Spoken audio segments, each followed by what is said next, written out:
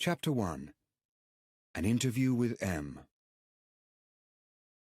One morning, James Bond was called to the office of his boss, M, head of the British Secret Service. Miss Moneypenny, M's private secretary, gave Bond a warm smile when he arrived. 007 is here now, sir, she said into the intercom on her desk. Send him in, came the reply. Bond knocked and walked into M's office. M was sitting behind a large leather-topped desk. A reading light made a pool of light across the desk.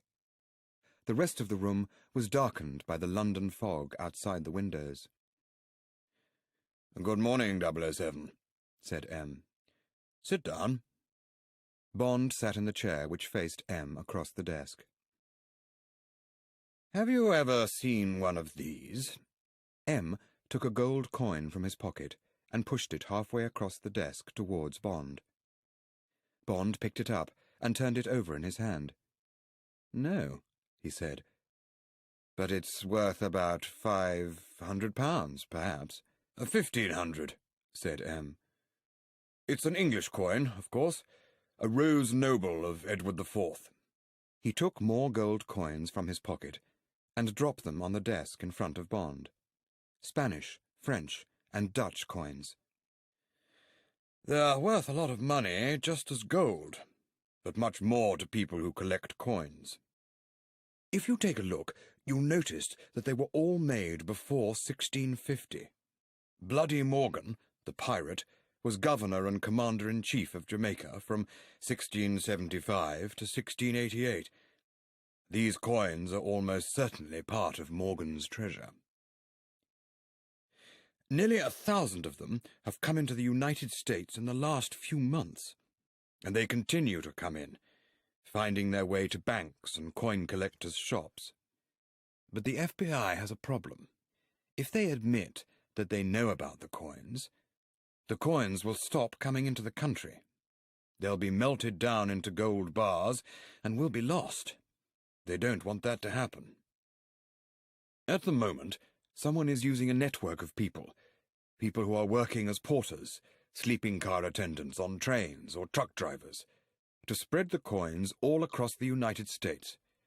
Quite innocent people, like Zachary Smith. M opened a thick file which had Top Secret written on it, and took out a single piece of paper. He began to read. Zachary Smith, 35, works as train attendant. Address 90B West 126th Street in Harlem, New York City. On the 21st of November, he sold 4 16th and 17th century gold coins to Fane Jewels in Lenox Avenue for $100. When interviewed later, Smith said they had been sold to him in a Harlem bar for $20 each. The seller was a black man he had never seen before. He told Smith that the coins were each worth $50, but Smith wanted cash immediately, so he was happy to sell them to Fane Jewels for $25 each. M put the paper back into the file. All the sales have been in Harlem or Florida. And you think they're part of Bloody Morgan's treasure, said Bond. That's almost certain because of the dates on the coins, agreed M. But Bloody Morgan's treasure is not in America. It's in Jamaica. A boat, the Secator, has been regularly sailing from a small island on the north coast of Jamaica, through the Florida Keys and into the Gulf of Mexico.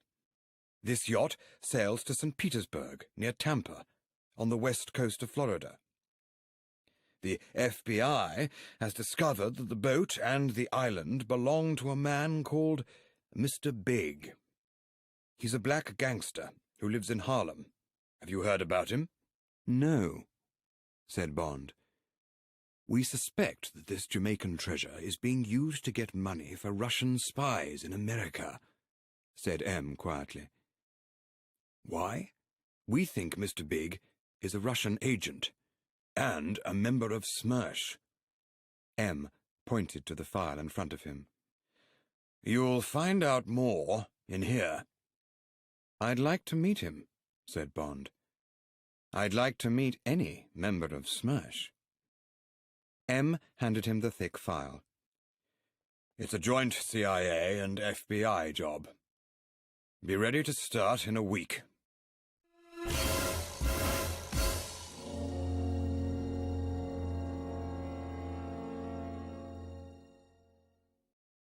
Chapter 2.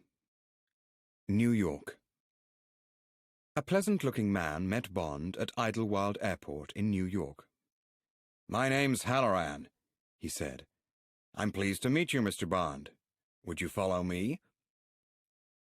Outside the airport building, a large black Buick car was waiting. Halloran and Bond climbed into it, and the driver took them towards the center of Manhattan. After a time, they stopped outside the best hotel in New York, the St. Regis, at the corner of 5th Avenue and 55th Street. A middle-aged man in a dark blue coat and a black hat came out to meet them. Halloran said, "Mr. Bond, this is my boss, Captain Dexter. Can I leave him with you now, Captain?" "Sure," said Dexter. "Ask for his bags to be sent up to room 2100, top floor. I'll go with Mr. Bond and see that he has everything he wants." Bond turned to say goodbye to Halloran. Across 55th Street was a black Chevrolet car. Bond saw it suddenly move out into the busy traffic. The driver was a black woman wearing a chauffeur's uniform. For a moment, Bond also saw the passenger in the back seat of the car. Just before the car rushed away, the huge grey-black face turned slowly and looked back at Bond through the back window. Was this the face of Mr. Big? Bond followed Captain Dexter inside the hotel and into the lift. They got out at the 21st floor and walked to room 2100. Dexter unlocked the door. The room was an expensive-looking sitting room with comfortable chairs, light grey walls, and a long sideboard. This low cupboard had several bottles of drink and glasses on it. The January sunshine shone through a wide window. At that moment, the bedroom door opened, and a tall, thin young man with blonde hair came into the room.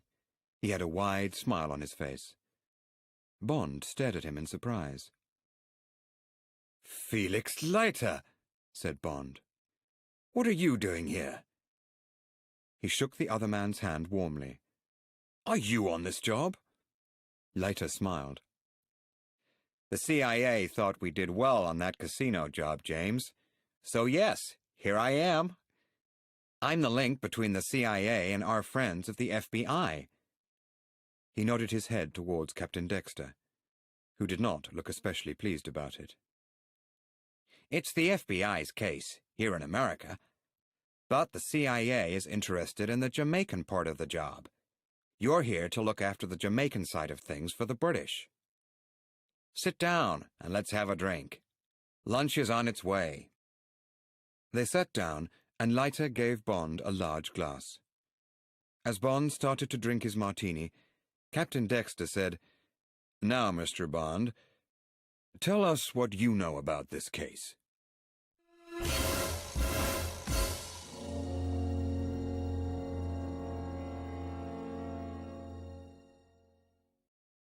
Chapter 3. A Mysterious Parcel. The morning after his arrival in New York, Bond woke up in his bedroom at the St. Regis. Dexter had given him plenty of information about Mr. Big. He was 45 years old, had been born in Haiti, and was half black and half French. The gangster had got his name because of his large size, and because of the initials of his full name. Buonaparte Ignacy Gallia, B.I.G. After moving to America, he had various different jobs. Then he was forced to join the American Armed Forces during the Second World War. Because of his excellent French, he worked for the American Secret Service in France, where he worked closely with a Russian spy who was doing a similar job. After the war, he disappeared for 5 years, probably to Moscow. He returned to Harlem in 1950 and bought several nightclubs. The FBI suspected that he was working as a Russian spy, but they could never be totally sure. He soon became a man to fear. People who went against him were murdered or mysteriously disappeared, never to be seen again. Those who did not listen to his instructions had their homes burnt down or their families threatened. Naturally, all this helped to make Mr. Big a very powerful man. Very soon, he had large criminal organizations working for him, with his own spies everywhere. They were all ready at a moment's notice to report back to him what they had seen. Bond had questioned Dexter and Leiter very closely about Mr. Big's connections to Smersh. He was now almost certain that Mr. Big was a member. But the porters, the truck drivers, and all the other men who passed on information to him had no idea that they were giving it to a Russian spy. Fear of death and cruelty was enough to stop them asking questions. Bond picked up the telephone and asked for breakfast to be sent to his room. Then he collected the newspapers and parcels that had been put quietly on his hall table earlier that morning. Yesterday afternoon, a man had come and measured him for 2 dark blue suits. Another man had brought some uncomfortable white shirts with long points to the collars. He had also had to accept 6 unusually bright and patterned ties, some dark socks with large patterns on them, a plain grey hat, and 2 pairs of handmade black casual shoes. To hold all of these things, there was a lightweight American suitcase. He was allowed to keep his own Beretta 25 gun and shoulder holster. His other things were going to be collected at midday. They would be sent on to Jamaica to wait for him. It was all part of the Americanization of Bond, ordered by the FBI. His dark hair was now shorter, and he had been told that he was from Boston, New England, and was visiting New York during his holidays. He had been reminded to ask for the check rather than the bill in restaurants, and to say cab instead of taxi. Bond had a shower and dressed. Later, in a white shirt and blue trousers, he opened the door for the waiter. The man brought in Bond's breakfast, together with a brown parcel about a foot square. Bond told the waiter to put the parcel on the sideboard. Something else from Leiter, he guessed. It was only after he had finished eating that he heard the very soft ticking noise. It was coming from the sideboard. Tick-tock, tick-tock, tick-tock. Bond immediately dived to the floor behind an armchair. He waited nervously. Crack! The parcel exploded and fell to the floor. Bond looked over the back of the armchair. The glasses and bottles on the sideboard were broken, and there was a black mark from smoke on the wall behind them. He got up slowly and went straight to the window and opened it. Then he picked up the phone and called Dexter. Soon after, there was a knock on the door. "Who is it?" Bond called. "Dexter." Dexter came in, followed by a young man with a black box under his arm. The young man at once went down on his knees beside what was left of the parcel. He opened his box and put on some special gloves to protect his hands. Then he began to collect small bits of metal and glass from the carpet. Also lying on the carpet was a small metal tube. From it, the young man took out a piece of paper. Bond and Dexter read it. "The heart of the clock has stopped ticking. The beats of your heart are numbered. I know that number, and I have started to count." The message was signed 1, 2, 3, 4, 5, 6, 7. "Mr. Big," said Bond. "But how did he know you were here?" asked Dexter. Bond told him about the black Chevrolet car outside the hotel. "But the point is," said Bond, "how did he know what I was here for? It shows he's got spies everywhere, including in Washington and in the CIA."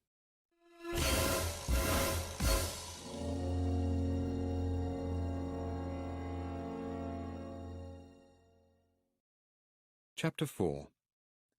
The Whisper. Bond spent the morning on Fifth Avenue and on Broadway, looking in shop windows and watching the passing crowds.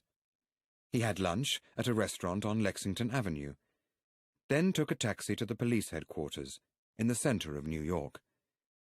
He had arranged to meet Leiter and Dexter there at 2:30. A Lieutenant Binswanger of Homicide showed them Mr. Big's police record and the reports about the Secateur yacht. The boat had often sailed into St. Petersburg over the last 6 months. It always stopped at the jetty of the Ouroboros worm and bait shippers, a company whose main business was to sell live bait to fishing clubs in Florida and the Gulf of Mexico. It also sold seashells, coral, and aquarium fish.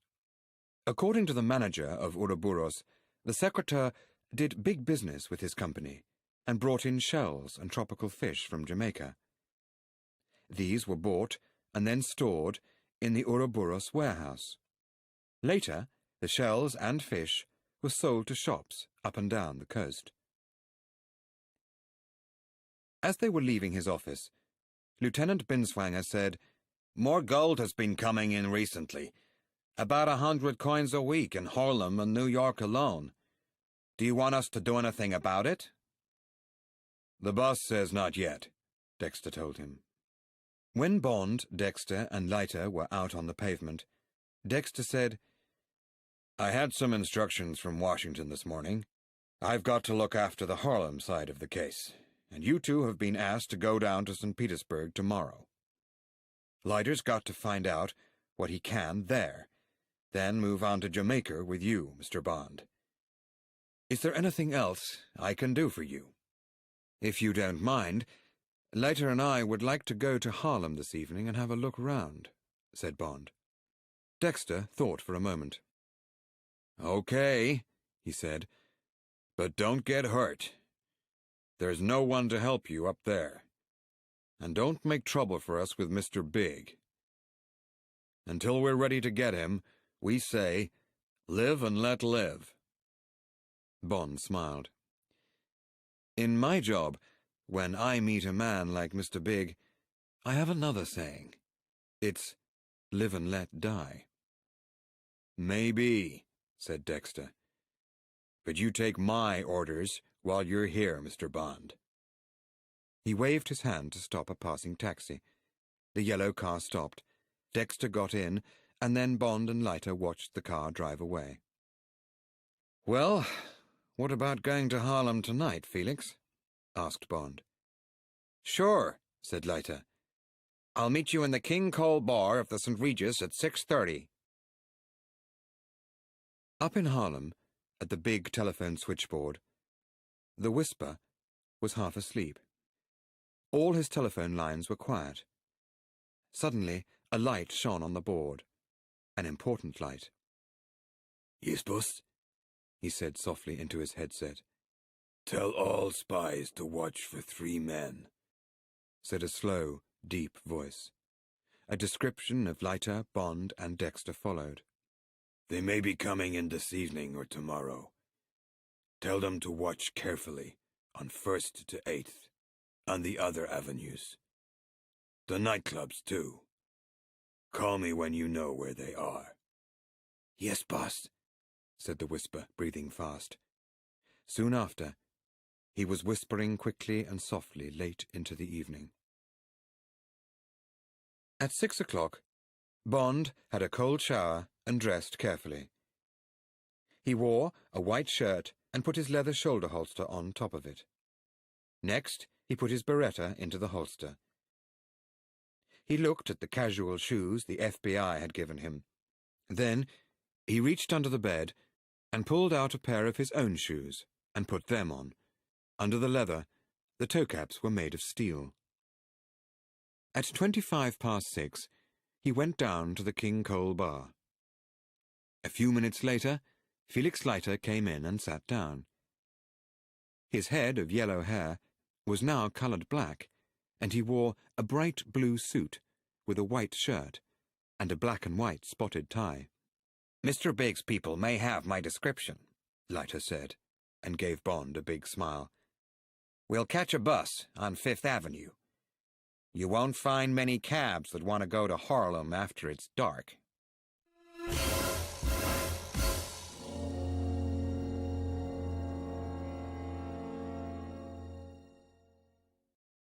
Chapter 5. Harlem. 3 men waited at the bus stop on the corner of Fifth Avenue and Cathedral Parkway. They were wet and bored. They had been watching the traffic on Fifth Avenue since 4:30, but now a bus stopped and one of the men got on it. He saw the 2 white men and sat down on a seat behind them. He had been given descriptions, and he recognized Bond, but not the other man. At the next stop, he got off the bus and hurried to the nearest public phone. The Whisper questioned him urgently, then immediately started to pass on the information. "Boss, the Englishman is on a bus on Fifth Avenue. He's got a friend with him, but the friend doesn't seem to match the description of either of the other 2. The Whisper then described Leiter. "They're both coming north. Warn the clubs and get this information to T.H. Johnson, McThing, Blabbermouth Foley, Sam Miami," said the voice at the other end of the line. It spoke for another 5 minutes. After that, the Whisper began giving out the news. From the moment Bond and Leiter walked into Sugar Ray's club on 7th Avenue, there was a team of men and women watching them, or waiting to watch them. These men and women reported what they saw to the Whisper. The famous nightclub was crowded, and the walls were covered with pictures of Sugar Ray Robinson, the famous boxer. Bond and Leiter found an empty table, sat down, and ordered drinks. As Bond was paying the waiter, Leiter said suddenly, "Do you know where Mr. Big is tonight?" The waiter's eyes opened wide. He moved close to Leiter. "I got a wife and kids, sir," he said out of the corner of his mouth. "Don't ask me that." Then he hurried away. "Mr. Big's got the best protection of all," said Leiter. "Fear." They finished their drinks and went out onto 7th Avenue. The rain had stopped, but there was an icy cold wind. They moved along with the other people on the pavement, but the looks they were given were not friendly. The streets were dirty, and many of the buildings were dark and unwelcoming. Bond wondered what secrets were held behind some of the closed doors. "We'll go to Mar Frazier's, further up the avenue," said Leiter. "It has the best food in Harlem." They had an excellent meal, a fried chicken Maryland with bacon and sweet corn. But when Leiter asked the waiter about Mr. Big, the man pretended not to hear. When they had finished eating and Bond was paying the bill, Leiter tried again. "Sorry, sir," said the waiter. "I don't remember anyone with that name." By the time they left the restaurant, it was 10:30. They took a taxi to the Savoy Ballroom, where they had drinks and watched the dancers in the huge, crowded hall. Bond thought many of the girls were very beautiful, and he found the music exciting. He almost forgot what he was there for. "Great, isn't it?" said Leiter. "But we'd better move on. I'll have a walk around while you pay for the drinks. I'll see if I can get any information about where Mr. Big is. We don't want to have to go to all his places." They met outside the entrance a few minutes later, then walked up the street looking for a taxi. "It cost me $20, said Leiter, "but I was told he'll be at the Boneyard on Lenox Avenue, soon after midnight. I'll take you to the Yeah Man Club on 7th Avenue first. Then we'll move on to the Boneyard at about 12:30. There's a girl dancer there called Gigi Sumatra. I'm sure you'll like her very much, James. The big switchboard was almost quiet. The two men had been checked in and out of Sugar Ray's, Ma Fraser's, the Savoy Ballroom, and Yeah Man. The last call came at 12:30, as Bond and Leiter were on their way to the Boneyard. Mr. Big spoke on the phone to the head waiter of the Boneyard. 2 white men are coming in. Give them table Z. He made 2 more phone calls. One was to the MC, the Master of Ceremonies, the man introducing the entertainment. Put the lights out at the end of Gigi's act, he said. Yes, sir, boss, said the MC. The other call was to 4 men who were playing cards in a downstairs room. It was a long call, and the instructions were carefully explained and very detailed. At 12:45, Bond and Leiter paid their taxi driver and walked into the Boneyard. The head waiter met them and took them to a table in the corner of the club, by the small, crowded dance floor. Bond looked round. It was not a large room, but there were about 50 tables, and about 200 people. The music stopped. The 4-man band carried their musical instruments away, and the red light under the glass dance floor was turned off. Instead, pencil-thin lights in the roof came on and shone on coloured glass balls that hung around the walls, yellow, blue, and red. There were calls of, "Where's Gigi?" and "Come on, Gigi!" from the crowd. Suddenly, the MC came out onto the dance floor. A single white light shone down on him. As the rest of the room went dark, there was silence. "Folks, it's time," he said, smiling. He put out his right hand. "Mr. Jungles Jafford and his drums." Another light came on, and the crowd clapped excitedly. Across the floor, 4 smiling black men in red shirts and white trousers sat behind 4 drums of different sizes. "And now, friends," said the MC, "Gigi Sumatra!" The last word was a shout.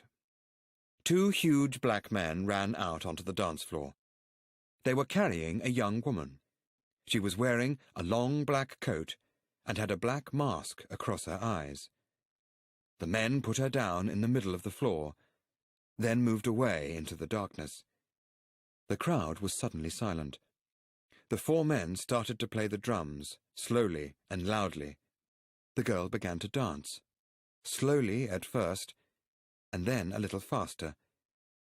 She put her hand up to her neck, and the coat fell away from her. Now she was wearing a small black dress. Her body was small, brown, and beautiful. The drums beat faster. She moved faster with them, turning round and round. The drums beat louder. She picked up the coat and threw it off the dance floor. Some minutes later, the light suddenly went out. The room was in total darkness, and the crowd started shouting. Bond felt cold air on his face. At the same time, he realized that the shouts from the crowd were disappearing. "Hey!" shouted Leiter. His voice was close, but sounded strange. Then something closed above Bond's head. He put his hand behind him, and it touched a moving wall.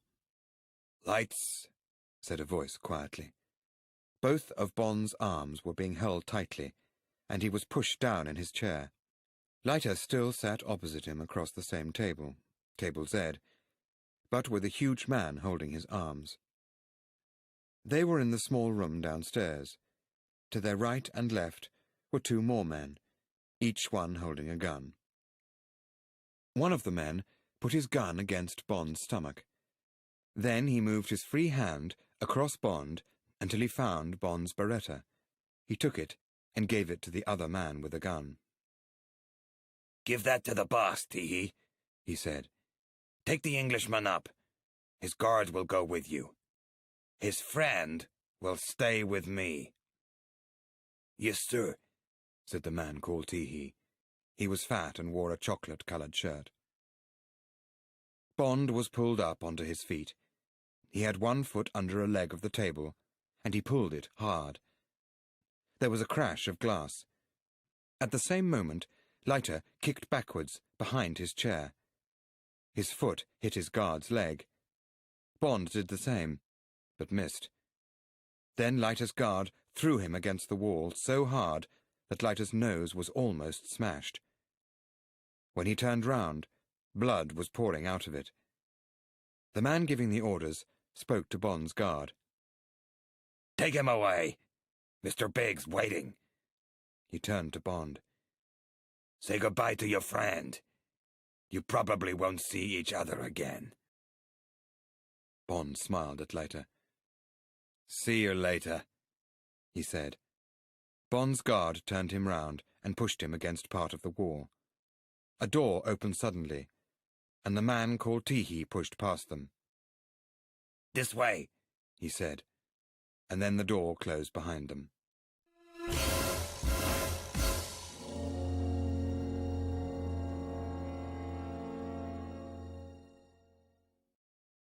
Chapter 6.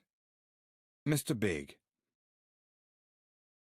Bond was taken through several doors to a large warehouse by his guard and Teehee. They walked across the warehouse floor to a metal door, and Teehee rang a bell. After a moment, the door opened. A man with a gun stepped back, and they went through into a hallway. You can go in, Teehee, said the man with the gun. Teehee knocked on a door in front of them, opened it, and then took Bond into the room. Mr. Big sat behind an expensive desk, his huge head resting against the back of his chair. It was a great football of a head, twice the normal size, and very nearly round. There were no hairs on the head, and the skin was grey-black. The face was like the face of a week-old dead man. There was nothing on the desk except an intercom with about 20 buttons, and a very small riding whip. Bond's guard led him across the thick carpet to a low chair. Bond sat down and faced the man across the desk. Mr. Big looked at him. There was one high window above his head, and all of the other walls were covered with bookshelves. Bond could not see a door. Mr. Big spoke. Stay, Teehee, he said. His eyes moved to the other man. You can go, Miami. Yes, sir, boss, they both said. Bond heard a door open and close. He put a hand to his pocket to find his cigarettes. Mr. Big spoke. You can smoke, Mr. Bond. Do not try to do anything else. I hear that you have a 00 number. 007. Which means you have had to kill a man. Have you been sent over here to kill me? So, Moscow sent him my description, Bond thought. Mr. Bond, you must answer me if you and your friend want to stay alive, said Mr. Big. And don't try to lie to me. I shall know if you do. Bond answered carefully. English gold coins have been bought and sold in America. Edward IV rose nobles, he said. Some have been sold in Harlem. The American government asked for help to discover where they're coming from. I came to Harlem to investigate. I came with a man from the American Treasury, who I hope is now safely on his way back to his hotel. Mr. Leiter is an agent for the CIA, not the Treasury, said Mr. Big. He is in a very dangerous situation at the moment. He thought for a moment, then said, Teehee, tie Mr. Bond to his chair. Bond started to get up from his seat. "Don't move, Mr. Bond," said Mr. Big. "unless you want to be shot." Bond sat down again. Immediately a belt was passed round his body. 2 belts went round his wrists and were tied to the arms of the chair. Then 2 more were tied round his legs. Mr. Big pushed down a button on the intercom. "Send in Miss Solitaire." Part of a bookcase to the right of the desk opened, and a very beautiful woman came in. The woman looked over Bond, inch by inch, from his head to his feet. She turned to Mr. Big. "Yes?" she asked simply. Mr. Big did not move his head. He spoke to Bond. "This is a very clever woman, Mr. Bond," he said. "She is telepathic. She knows at once when someone is not telling the truth." He turned and looked at her coldly. "I'm going to marry her because she is so special. But at the moment, she will have nothing to do with men. That is why, in Haiti, where she comes from, she was called Solitaire." "Sit down," he said quietly to her. "Tell me if this man lies." The woman got a chair and sat down near Bond. Her blue eyes looked into his, and they seemed to have some sort of message for him. She was wearing a long white evening dress, which showed the shape of her beautiful body. She had diamond earrings and a diamond bracelet on her left wrist, but no rings on her fingers. As he watched her, she leaned forward, her knee almost touching his. The silent message was clear, and a warm smile must have appeared on Bond's face. Suddenly, Mr. Big picked up the riding whip from the desk and hit the girl cruelly across her shoulders. "Sit up," he said. She sat up slowly. She had a pack of playing cards in her hands, and used them to send Bond another silent message. She opened the pack so that the Knave of Hearts was opposite the Queen of Spades. Then she brought the 2 halves of the pack together so that the 2 cards kissed. At no time did she look at Bond, but now he was sure that he had a friend. "Are you ready, Solitaire?" asked Mr. Big. "Yes, the cards are ready," she said. "Mr. Bond, look into the eyes of this woman and tell me again the reason you are here." Bond looked into her eyes and repeated what he had said earlier. Did the woman know that he was not telling the whole truth? If she did, would she speak for him or against him? For a moment there was silence. She looked at Mr. Big. "He speaks the truth," she said coldly.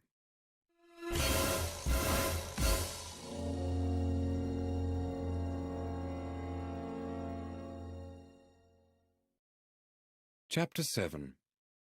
Death on the Stairs. Mr. Big thought for a moment, then pushed a button on the intercom on his desk. "Blabbermouth, you're holding the American lighter," he said. "Hurt him. Then take him to Bellevue Hospital and leave him outside. Don't let anyone see you." "Yes, sir, boss," came the reply. "Damn you," said Bond. Mr. Big looked at Bond, then at Teehee. "Teehee, break the little finger of Mr. Bond's left hand." Teehee laughed and walked across to Bond. Bond held on tightly to the arms of his chair. He started to sweat and tried to imagine the pain so that he could control it. Teehee took hold of the little finger of Bond's left hand and started to bend it back. The sweat poured off Bond's face as he fought the pain. Suddenly, there was a terrible crack, as the finger broke, and Bond fainted. Solitaire closed her eyes. "Did he have a gun?" asked Mr. Big. "Yes, sir, boss," said Teehee. He took the Beretta from his pocket and put it on the desk. Mr. Big picked it up and emptied the bullets onto his desk. Then he pushed the gun towards its owner. "Wake him up," he said. He looked at his watch. It said 3 o'clock. Teehee pushed his fingernails into Bond's neck. Bond's eyes opened, and he lifted his head. He looked at Mr. Big and swore at him. "Be glad that you're not dead," Mr. Big told him. "Teehee, give him his gun. I have the bullets." Teehee took it off the desk and put the Beretta into Bond's shoulder holster. "So, why are you still alive, Mr. Bond?" said Mr. Big. "Why aren't you at the bottom of the Harlem River? I'll tell you.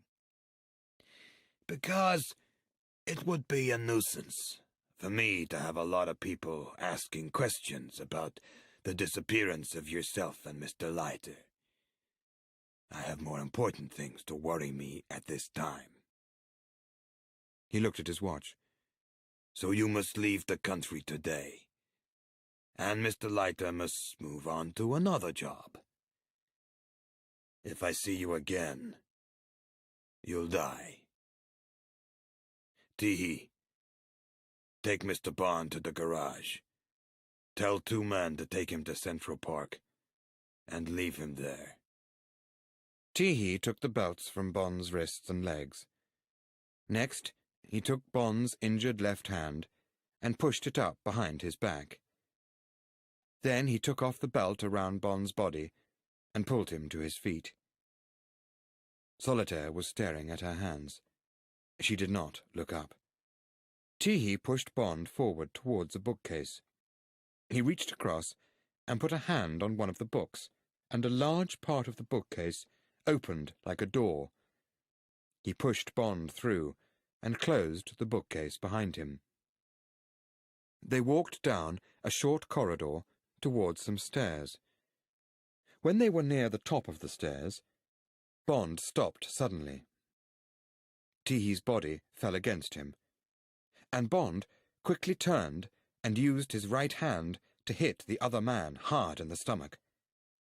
Teehee screamed and dropped Bond's left arm. Bond pulled his empty gun from its holster and hit Teehee across the head. He fell onto his knees, and Bond kicked him with his steel-capped shoe. Teehee screamed again as he fell down the stairs. Bond wiped the sweat from his face and listened. He pushed his left hand into his coat. The pain was terrible, and the hand was twice its usual size. Holding his gun in his right hand, he walked slowly and quietly down the stairs. At the bottom, Teehee was lying on his back. He was either dead or dying from a broken neck. Bond checked the body for a gun and found a Colt .38 Detective Special. He took it and put his Beretta back in his shoulder holster. There was a small door in front of him. He put his ear against it and heard the sound of an engine. It had to be the garage where they were waiting for him and Teehee.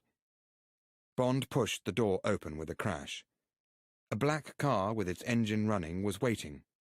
He saw 2 black men, one sitting in the driver's seat of the car and the other standing next to the passenger door. There were several other cars, but nobody else. Bond shot the man near the passenger door in the stomach, then quickly turned towards the driver of the car. The man screamed, and Bond shot him through the head. Bond ran round the car and opened the door. The driver's body fell towards him, and he pulled it out onto the ground. He climbed into the driver's seat and shut the door. There was a shot as he drove out of the garage.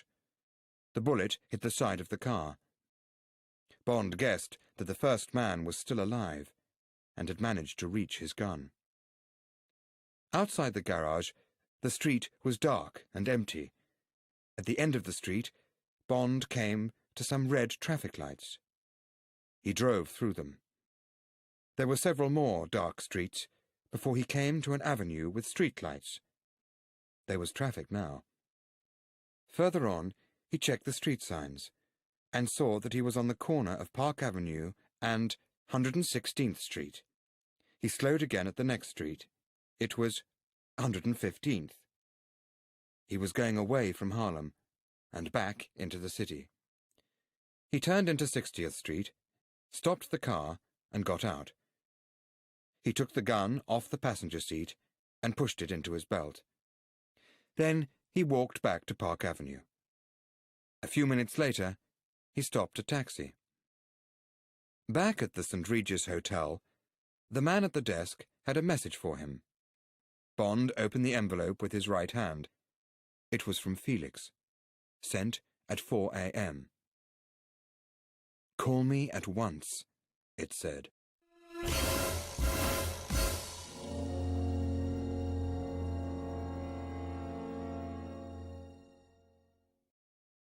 Chapter 8.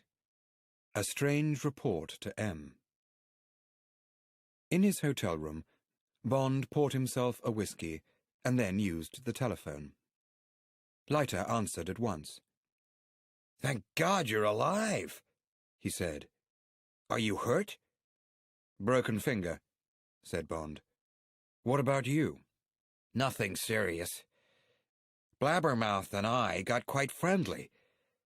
I got him talking about movies and music until instructions came from Mr. Big. Then he said, 'Sorry, mister,' knocked me out and took me to Bellevue Hospital. He left me outside. I went to the emergency room where they looked at my head. Then I came home. I got telephone calls from the police and the FBI. Mr. Big had complained that a crazy Englishman had shot 3 of his men early this morning. A waiter at the boneyard and 2 drivers, and had stolen one of his cars. Mr. Big wants the police to do something about it, but I talked to them and the FBI. They're not going to chase after us, but they're very angry, and we've both got to get out of New York at once. Also, Mr. Big will be coming after you, James. Now, tell me exactly what happened to you." Bond told his story. When he had finished, Leiter said, "That solitaire lady certainly seems to be your friend. We need to make plans. Listen, I'll phone you again in a few minutes. First, I'll get the police doctor to come and see you. While you're waiting, you'd better call your boss in London." 10 minutes later, Bond was speaking to M. He chose his words carefully. He knew that someone might be listening to the conversation. "It's James, sir," he said. "I may need a bit of help. I went across town to see our main customer last night. 3 of his best men became sick while I was there." "How sick?" asked M. "As sick as a person can be," answered Bond. "Did you get sick?" "Only a little, sir," said Bond. "But Federated thinks I'll feel better away from town." Bond smiled. M would know that Federated was the FBI. "So Felicia and I are going soon." "Who?" asked M. "Felicia." Bond spelt the name. "You know, my new secretary from Washington." "Oh, yes," said M. "I thought I'd try that factory at San Pedro," said Bond. "But Federated may have other ideas. I hope you can help me." "Yes, of course," replied. "Anything else?" "No, that's all, sir. Sir," said Bond. "Thank you." Bond put down the telephone and grinned. He could imagine M explaining the news to the Chief of Staff. 007's already upset the FBI, he would say. The fool went up to Harlem and killed 3 of Mr. Big's men. He got hurt himself, but only a little. He's got to get out of New York with Leiter, the CIA man. They're going down to St. Petersburg. Washington will be complaining to us in a minute. Apologize, and tell them that it won't happen again. Bond's telephone rang. It was Leiter again. Everyone's calmer now, he told Bond. The 3 men you killed were T.E. Johnson, Sam Miami, and a man called McThing. The police wanted all of them for different crimes. The FBI wants you to be sent home, so we'd better get out of town quickly. We can't go together, so you're going on the train and I'll fly. Write this down. Bond reached for some paper and a pencil. Pennsylvania Station, track 14, Leiter told him. 10:30 this morning. The Silver Phantom. It goes to St. Petersburg through Washington, Jacksonville, and Tampa. Pullman car 245, compartment H. The ticket will be on the train in the name of Bryce.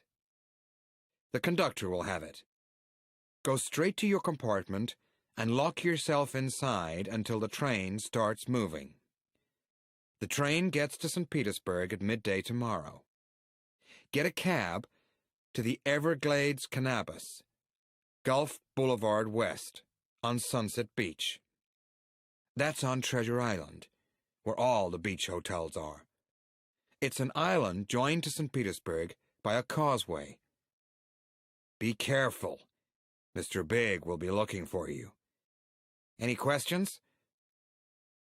It sounds fine, said Bond. Look after yourself, Felix. See you tomorrow. The police doctor came and stayed for a painful 15 minutes. When he had gone, Bond was thinking of ordering breakfast when the phone rang. He picked it up. A woman's voice asked for Mr. Bond. "Who's calling?" asked Bond. He knew the answer. "I know it's you," said the voice. "This is Solitaire. Listen. I've got to be quick. You must trust me. I've got to get away, and so must you. You've got to take me. I can't help you. I know a lot of his secrets. But be quick. If he finds out I called you, he'll kill me. Please, you must trust me." Bond said nothing for a moment. He was thinking fast. Then he said, "Okay, write this down. Be at Pennsylvania Station at 10:20 exactly. The Silver Phantom to Washington. Pullman car 245, compartment H. Say that you're Mrs. Bryce.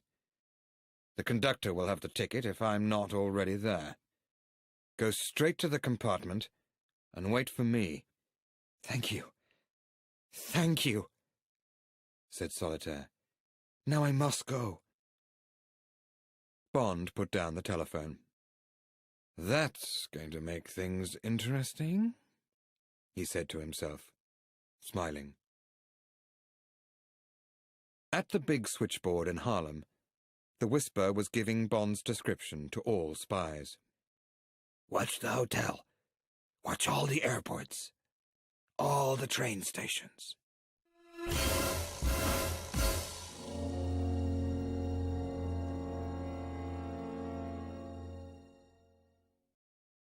Chapter 9. The Silver Phantom. Bond left the hotel through a back door and got a taxi to Pennsylvania Station. One of Mr. Big's spies saw him when he got out of the taxi. The man hurried to a telephone. Some minutes later, a waiter in the train's dining car was replaced by another man. This man had been given full and careful instructions on the telephone. The Silver Phantom was a long train of silver carriages. It stood quietly in the half-light of the underground station. There were not many passengers. More would get on at Newark, Philadelphia, Baltimore, and Washington. Pullman car 245 was near the back of the train. A porter stood at the door. His black face was bored but friendly. "Compartment H," said Bond. "Mr. Bryce?" said the porter. "Mrs. Bryce has just arrived. Go to the end of the carriage." Bond stepped onto the train. A notice said, "If you need anything, ring for your Pullman porter, Samuel D. Baldwin." Compartment H was more than halfway down the carriage. There was an American couple in Compartment E, but all the other rooms were empty. The door of Compartment H was locked. Bond knocked. "Who's that?" asked a woman's voice nervously. "It's me," said Bond. The door opened. Bond walked through and locked the door behind him. Solitaire wore a black suit, and her eyes were wide with fear. She looked beautiful. "Thank God," she said. Bond looked round the room. Then he opened the bathroom door and looked in. It was empty. Moments later, the train began to move. He sat down on a seat with his back to the engine. Solitaire sat down opposite him, and he saw the dark skin under her eyes. "She hasn't slept either," thought Bond. "Thank you for trusting me," she said. "I'm glad I did," said Bond. He was trying to open a new pack of cigarettes with his right hand. She reached over, took the pack, and opened it for him. "You're going to be busy," he said, smiling. "I smoke 3 packs a day." "I'll just help with the new packs until we get to St. Petersburg," she said. Bond's smile disappeared, and his eyes narrowed. "What's wrong?" she said. "Oh, I knew we were going further than Washington. Mr. Big was certain you'd travel to Florida. I heard him warning his people down there about you. He spoke to a man called the Robber. He told him to watch the airport at Tampa and the trains. Perhaps we should get off the train earlier, at one of the small stations up the coast." "Did they see you get on the train?" "I don't think so," said Bond. He was calm again. "Did you have any trouble getting away?" "It was my day for a singing lesson," she said. "Mr. Big wants me to be a singer at the Boneyard. One of his men took me to my teacher, and he'll be there to collect me at midday." She looked at her watch. "They'll be looking for me in about an hour. I waited until the car had gone, then telephoned you. Next, I got a cab and went into the city. I bought a toothbrush and a few other things. All I've got with me is my jewelry and about $5,000 of my own money." She looked out of the window. "I've been locked up with Mr. Big and his gangsters for such a long time. It feels wonderful to be away from them." "You saved my life last night. Are you really telepathic?" "Yes," she said. "I can often see what's going to happen, especially to other people. In Haiti, I did it for entertainment, and I was paid." She smiled at him. "When I first saw you, I knew you were going to help me. But it's going to be difficult and dangerous." He looked at her for several moments. "I can tell you want to know more about me," she said. "But there's nothing very bad to know. My real name is Simone Luttrell, and I'm 25 years old. I'll tell you all about me when we have time. but I want to forget about the past. And now I'm happy. But I'm hungry and very sleepy. Which bed will you have?" "I think I'd better have the bottom one," replied Bond. Lunch arrived, brought by a black waiter. He seemed to be in a hurry to be paid and get back to his work. When they had finished eating, Bond rang for the train attendant, and the man started to get their beds ready. He seemed worried about something, and he pretended to find it difficult to move around in the small compartment. At last he said, "Perhaps Mrs. Bryce would like to go to the next room while I finish this? It's empty all the way to St. Petersburg." He unlocked the inside door to the next compartment, without waiting for an answer. Bond nodded to Solitaire, and she went through the door. Bond remembered the porter's name and said, "Is there something you want to tell me, Baldwin?" "Yes, sir, Mr. Bryce," said the attendant nervously. "You've got an enemy on this train. I've heard things I don't like. There's a man who's very interested in you, and he's a bad man. Very bad. You need to be careful." He took 2 small pieces of wood from his pocket. "Push these under the doors to stop them opening." "But—" Bond began. "Can't help you any more, sir," said Baldwin. "I'll bring your dinner later. Don't let anybody else into the room." He went out quickly. Bond opened the inside door. "He's finished," he told Solitaire. She came back into the compartment and climbed up onto the top bed. The room was almost in darkness, with just a small light on by the bottom bed.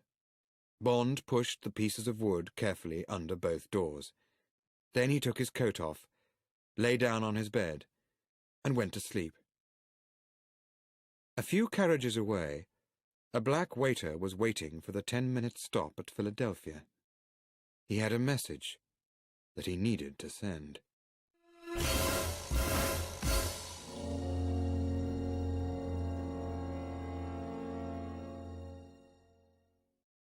Chapter 10. A Visitor in the Night. The train travelled on through the bright afternoon. They left Pennsylvania behind, and Maryland. They stopped at Washington, then went on into Virginia. Bond woke up at 7 o'clock. They had dinner, and at 9 o'clock Baldwin came to take the dishes away. "What time do we get into Jacksonville?" Bond asked him. "About 5 o'clock in the morning, sir," said Baldwin. "Is there a subway at the station?" asked Bond. "Yes, sir. This carriage stops next to it," replied Baldwin. "Can you have the door open and the steps down quickly?" said Bond. Baldwin smiled. "Yes, sir. I can do that," he said. Bond gave him $10. After the attendant had left, Bond put the pieces of wood back under the doors. He told Solitaire of the warning Baldwin had given him earlier. "I'm not surprised," she said. "They probably saw you coming into the station. Mr. Big's got a team of spies everywhere. There will be one of them on the train. An attendant or a waiter, or someone else in the dining car. He can make these people do anything he wants them to do." "Is it true that he's a member of SMERSH, the Russian spy organization?" asked Bond. "I don't know what SMERSH is," said Solitaire. "But I know he works for Russia. I've heard him talking to Russian visitors. And if Moscow is using him, they are using one of the most powerful men in America. He can find out anything, and if he doesn't get what he wants, somebody is usually killed." "So I've heard," said Bond. He looked at his watch. It was 10 o'clock. "We need to get as much sleep as we can," he said. We'll get off the train at Jacksonville and find another way down to the coast. Maybe his spies won't see us." Suddenly, Solitaire put her arms around his neck and kissed him. "I always hoped that I would meet someone like you," she said quietly. Bond smiled at her. "I think we need to get some sleep. We'll have to wake up at 4 o'clock, he said. Then he quietly pulled the piece of wood away from under the door that opened into the next compartment. He turned the lock. He took the Beretta out of its holster, then looked at Solitaire, and nodded his head towards the door.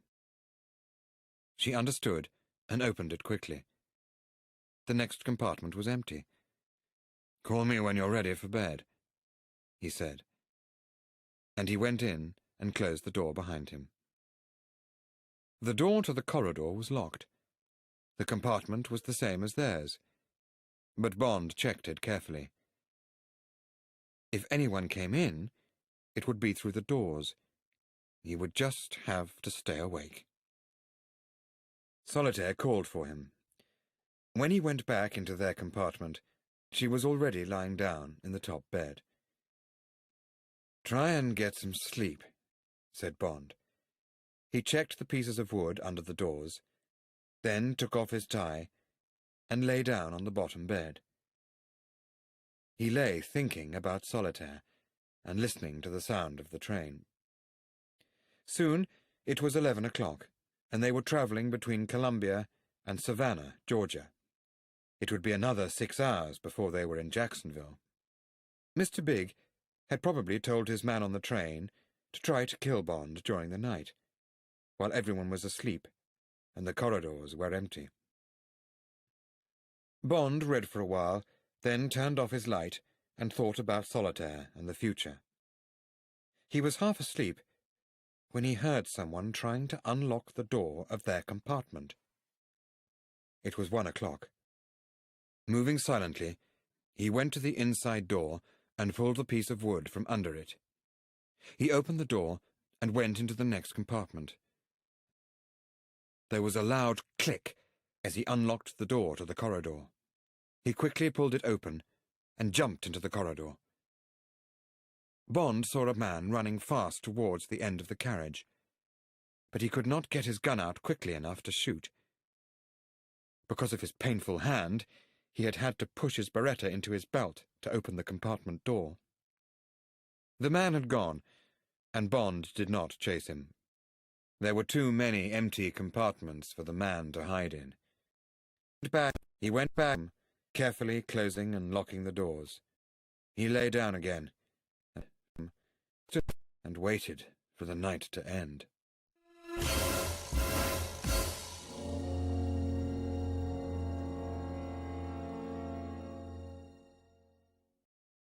Chapter 11.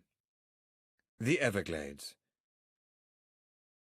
It was 5 o'clock in the morning when Bond and Solitaire got off the train at Jacksonville. It was still dark, and there were very few lights on in the station. The entrance to the subway was near car 245, and there was nobody around when they ran down the steps. Bond had told Baldwin to keep the door of their compartment locked after they had left. With luck, no one would know they had gone until the train reached St. Petersburg. Bond checked and found that the next train to St. Petersburg was the Silver Meteor. It would leave Jacksonville at 9 o'clock that morning. He and Solitaire walked out into the warm, dark street and found an all-night restaurant. They had breakfast and talked. Solitaire told Bond that she had been living in an apartment in Mr. Big's Harlem apartment building. "I've been like a prisoner there for the last 2 years, she said. 2 women live in the apartment with me, and he never lets me go out without a guard. Sometimes I have to go to the room where I saw you and tell him if someone is lying to him. If they are, he usually kills them." Bond listened carefully. Every detail she told him added to the picture of a very powerful and cruel man, with a huge team of people working for him. "Do you know anything about the gold coins?" he asked. "I've had to ask men how many they've sold and the price they've got for them," she said. "Very often they lie about both." Bond was careful to say very little of what he knew or guessed. He had strong feelings for Solitaire, but Bond was there to do his job, and his feelings for her would not change that. The Silver Meteor arrived at 9 o'clock and took them down through Florida. They had lunch, then left the train at Clearwater, which was the last station before St. Petersburg. Bond stopped a taxi and gave the driver the address on Treasure Island. It was 2 o'clock, and the hot sun burnt down out of a blue sky. The taxi stopped in traffic just before the long Treasure Island causeway across the waters of Boca Ciega Bay. A large man was driving a taxi next to them. When he saw Solitaire, his mouth fell open in surprise. He stopped the taxi soon after and ran to a public telephone. "Let me talk to the robber," he said a few moments later. "Robber? Listen, Mr. Big must be in town. I just saw his girl in a Clearwater cab." "What? You just talked to him in New York?" "Well, it was her. She was with a man in a blue suit." "Follow him." "Okay. I'll stop their cab when it comes back across the causeway." Okay. 5 minutes later, the man called the robber was speaking to Mr. Big in New York. He had been warned about Bond, but Solitaire was a surprise. He listened to the instructions from Mr. Big, then thought for a moment. $10,000 to do the job. He would need 2 men, so that would leave $8,000 for him. He smiled, then picked up the telephone again. Bond and Solitaire got out of the taxi at a group of small white and yellow beach houses, called the Everglades. These were on 3 sides of a square of grass, which went down to a beach and the sea. The 2 of them went through a door with the word office on it. The woman behind the desk had blue-grey hair. She smiled. "Yes?" "Mr. Leiter," said Bond. "Oh, yes," she said. "You're Mr. Bryce. I'll show you to your cottage. Number 1, right down by the sea. Mr. Leiter's been waiting for you." She looked at Solitaire. "This is Mrs. Bryce," said Bond. "Oh," said the woman. "I'm Mrs. Stuyvesant." She took them down a path to a cottage and knocked on the door. Leiter opened it. His mouth fell open in surprise when he saw Bond. "This is my wife," Bond said quickly. "Oh, yes. Hello," said Leiter. He almost pulled the 2 of them into the cottage, then shut the door before Mrs. Stuyvesant could speak. A small living room looked across the beach to the sea. It had comfortable beach chairs and a large table with a glass top. There was a white telephone and some flowers on the table. Bond and Solitaire sat down, and Bond lit a cigarette. He put the pack on the table. Leiter was still staring at them, his eyes wide with surprise, unable to speak. Suddenly, the telephone rang and Leiter picked it up. "Is that you, Lieutenant?" he said. "Yes. He's here. He's just arrived." He listened for a moment, and then turned to Bond. "Where did you leave the train?" Bond told him. "Jacksonville," Leiter said into the phone. "Yes. I'll get the information from him and phone you later." He put down the telephone and sat down opposite Bond. He looked at Solitaire. "I guess you're Solitaire," he said, and smiled at her. She's working with us now, Bond told him. That's great, said Leiter. Well, you won't have seen the newspapers or heard the radio, so I'll tell you. The Phantom was stopped soon after Jacksonville. Your compartment was bombed, and the bomb killed the train attendant. He was outside in the corridor. The police started asking questions immediately. Who did it? Who are Mr. and Mrs. Bryce? Where are they? Of course, we thought you'd been kidnapped. Then the police found out that your tickets had been bought in New York by the FBI. And after that, everyone wanted answers from me. He reached across for one of Bond's cigarettes. Now, tell me your story. Bond told him. Did anyone see you when you left the train at Jacksonville? Asked Leiter. I don't think so, said Bond. But we'd better keep Solitaire here until we can get her safely away. We'll put her on a flight to Jamaica tomorrow. I can get someone to look after her there until we come. Okay, said Leiter. We'll get a ticket for her to fly to Miami tomorrow. From there she can fly to Jamaica. She should arrive in Jamaica by tomorrow evening. Is that okay, Solitaire? Asked Bond. Solitaire was staring out of the window. Yes, she said nervously. Yes, I suppose that's all right.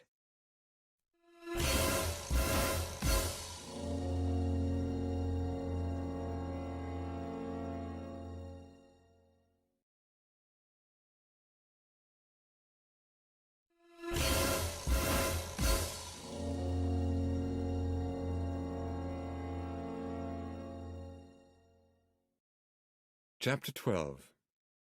Death of a Bird. Solitaire stood up. I'll take my things to the bedroom, she said.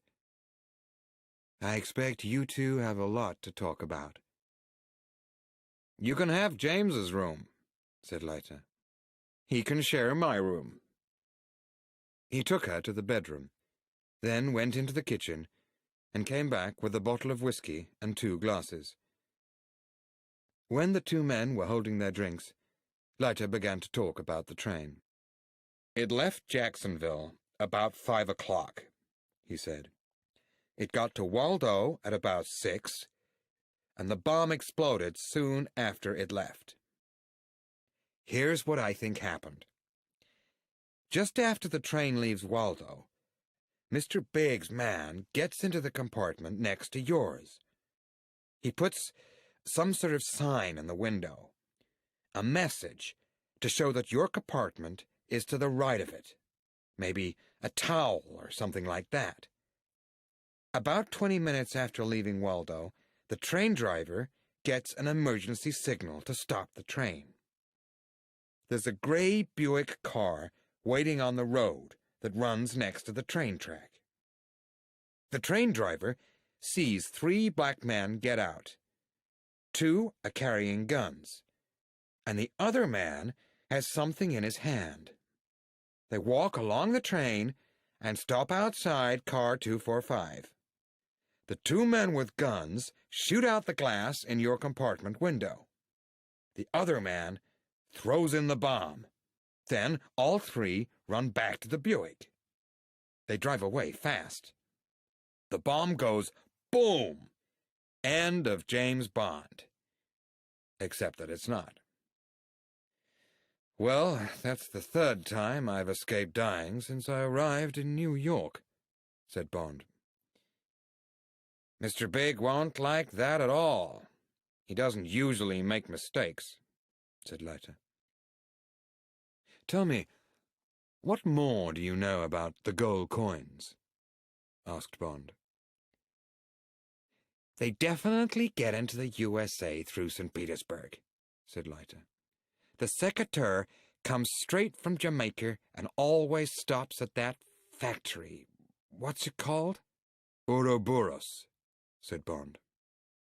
Let's go and see the place, said Leiter. The Secateur is in Cuba now. It left St. Petersburg a week ago. They searched the yacht when it came in and when it left, but didn't find anything, of course. No gold coins. But let's go and see if we can have a look at Mr. Big's robber. Go and tell Solitaire to stay here until we get back. Then we'll take her out to dinner. But Solitaire did not want to be left alone. I want to get away from here, she told him with fear in her eyes. Bond kissed her. It's all right, he said. We'll be back in an hour. Nothing can happen to you here. Then I won't leave you until you're on the plane. Leiter had a car waiting outside. Minutes later, Bond was driving the car across the causeway from Treasure Island to the city of St. Petersburg. When they came to the city's waterfront, Leiter said, We'd better get out and walk. The robber's place is near here. They left the car and walked to a narrow street which ended at a small wooden jetty that reached out 20 feet into the sea. Next to the open gate of the jetty was a long, low warehouse. Painted on the wide door were the words, Ouroboros, worm and bait shippers, coral, shells, tropical fish. Inside the big door, there was a smaller door, with a lock on it. The sign on this smaller door said, Private. Keep out. The robber was sitting in a chair outside the small door. He was cleaning a gun. A Remington .30 rifle, Bond thought. He was about 40 years old, with a thin, dark face. He looked cruel and cold, like the bad man in a crime film. Bond and Leiter walked past him and onto the jetty. He did not look up, but Bond could feel the man's eyes following them. They watched a large grey bird, a pelican, flying above the water. Suddenly, it flew down into the water and came back up, holding a fish. Moments later, it flew slowly back, landed on the jetty, and swallowed the fish. Bond and Leiter turned around and walked back to the robber. He was still cleaning the rifle. "Good afternoon," said Leiter. "Are you the manager here?" "Yeah," said the man without looking up. "Could we leave our boat here?" asked Leiter. "It's too crowded everywhere else." "No," said the man. Leiter took a $20 bill from his pocket and held it out to the robber. "Would this help to change your mind?" "No," said the robber. Then, after a moment, he asked, "What's the name of your boat?"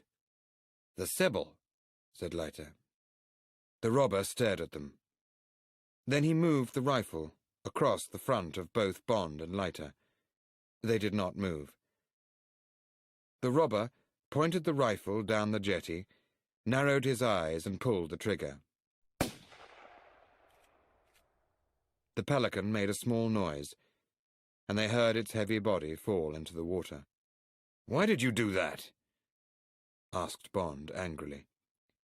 "Practice," said the robber, putting another bullet into the rifle. He stared at them. "You got guns. I can smell them." He moved the rifle so that it pointed at Leiter's stomach. Then he got up and opened the door behind him.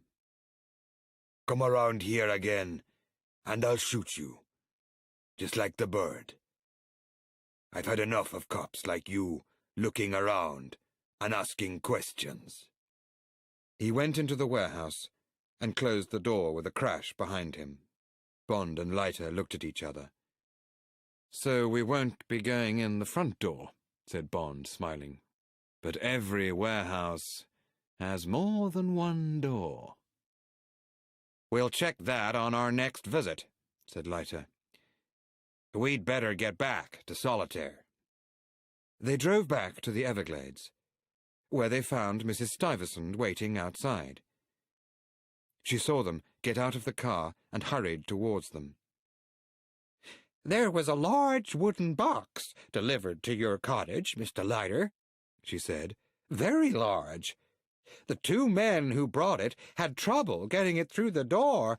I hope—" Her mouth fell open in surprise as Bond and Leiter turned and ran towards the cottage.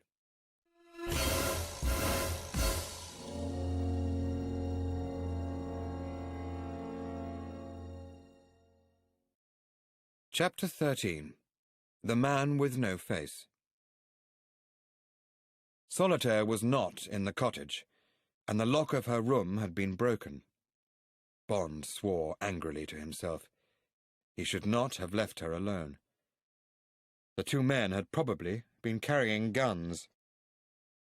Bond imagined the fear Solitaire must have felt as they put her in the wooden box. But how had Mr. Big found her so fast? It was just another example of the fact that Mr. Big's spies were everywhere. Leiter was speaking to the FBI on the telephone. When he put the phone down, he said, "They're sending 2 of their men here. I'll talk to Washington and New York." Bond went back into Solitaire's room. Her things were still there, and he found her bag under the bed. He looked inside it and found the $5,000. Bond put them into his pocket. The money would be safe with him. It was 8 o'clock when the FBI men finished their search for clues and left. Bond and Leiter went out and had dinner and some drinks, then went back to their cottage. Much later, after more drinks, they went to bed.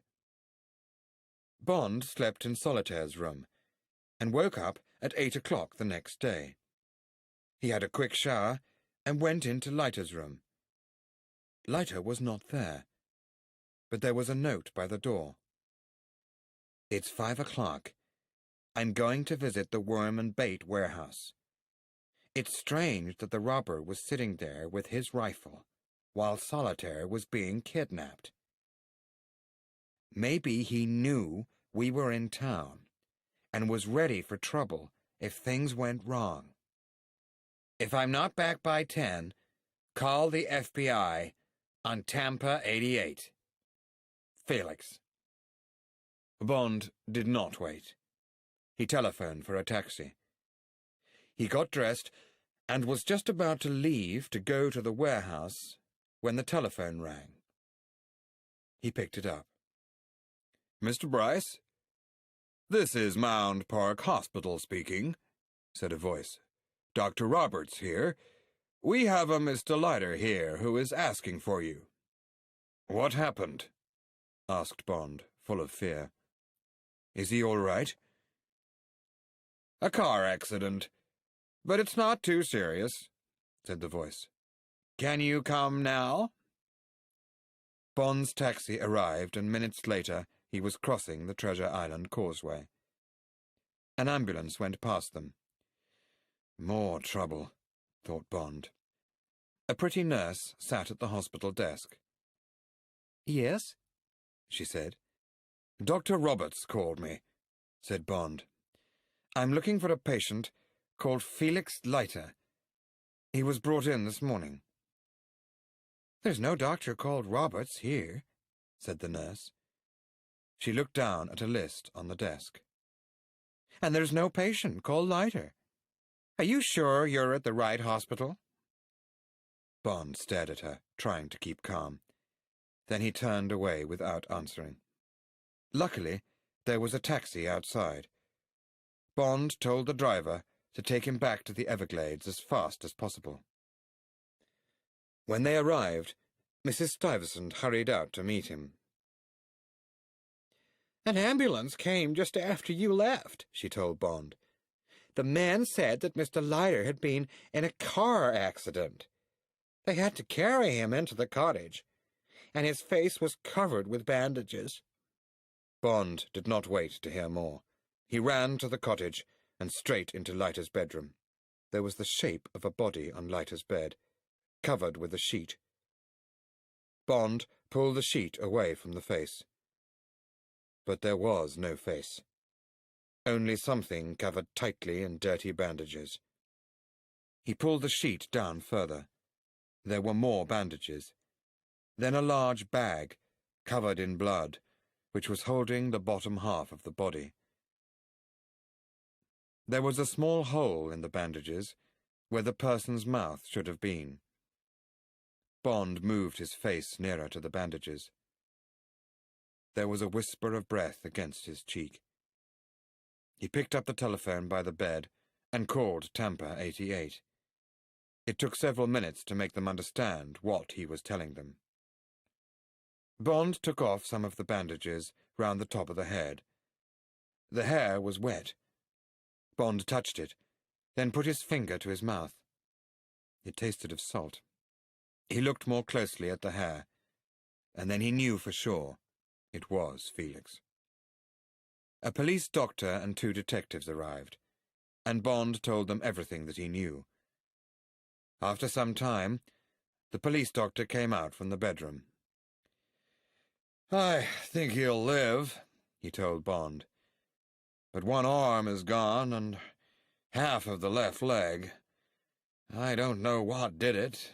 An animal? Maybe a shark?" There was a telephone call from an FBI lieutenant. He had been sent to the robber's place after Bond's earlier phone call. The robber and 2 other men had been questioned for an hour. All 3 had alibis for that morning, and there was nothing at the warehouse except tanks of fish, bait, and cases of coral and shells. Leiter's car had been found on the other side of the harbour. Soon after, the police ambulance arrived and left with Leiter and the police doctor. The 2 detectives also left. The telephone rang, and it was Leiter's CIA boss. He asked Bond to move on to Jamaica as soon as possible.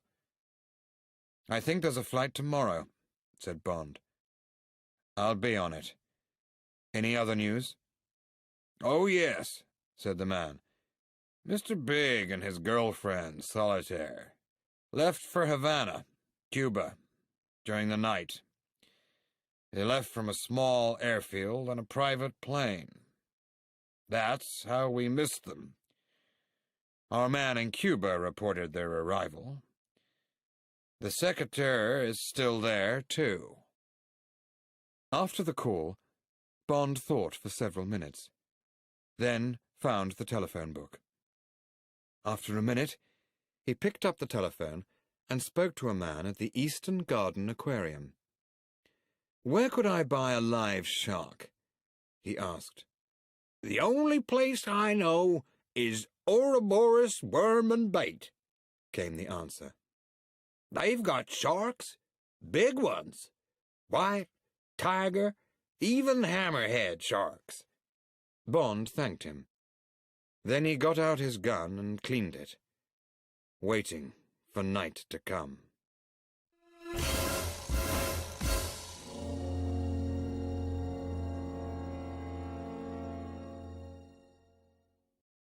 Chapter 14. The Robber. At 6 o'clock, Bond paid his bill at the Everglades and left. Leiter's car had been returned, and Bond drove it into the town. He visited a shop and bought several things, then found a restaurant. After dinner, he drove to the harbour and parked the car near the sea. It was a bright, moonlit night, and he walked along by the low sea wall. The wall was about 3 feet wide, and Bond climbed up and walked on top of it. When he got close to the warehouse, he jumped off the wall into the parking space at the back of the building. Above his head, the roof and top part of the south wall of the warehouse were all made of glass. There were open windows up on the roof, but they were too high for Bond to reach. He started working with a glass cutter that he had bought at the shop. While he was working, He looked through the glass into the huge moonlit warehouse.